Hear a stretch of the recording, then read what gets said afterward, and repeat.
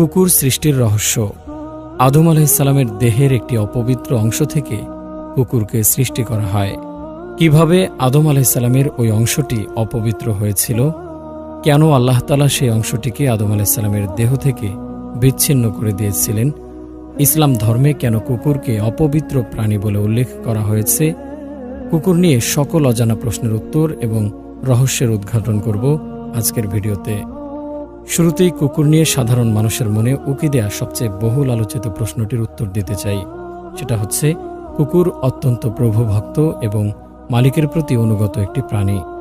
বাড়ি পাহারা দেয়া, ফসলের জমি পাহারা দেয়া, কলকারখানা থেকে শুরু করে আপনার গুরুত্বপূর্ণ সম্পদের পাহারায় সবচেয়ে বিশ্বস্ত প্রাণী হিসেবে পুরো পৃথিবীতে কদর রয়েছে কুকুরের।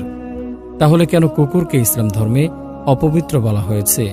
এই ভুল ধারণা ভাঙতে রাসূল সাল্লাল্লাহু আলাইহি ওয়াসাল্লামের একটি সুস্পষ্ট হাদিস রয়েছে, যা আমাদের অনেকেরই অজানা। সেটা হচ্ছে, আল্লাহর রাসূল সাল্লাল্লাহু আলাইহি ওয়াসাল্লাম বলেন, যে ব্যক্তি ঘরবাড়ি বা গুরুত্বপূর্ণ সম্পদের পাহারা দেয়া, ফসলের ক্ষেত পাহারা অথবা পশুর পাল পাহারা দেওয়ার উদ্দেশ্যে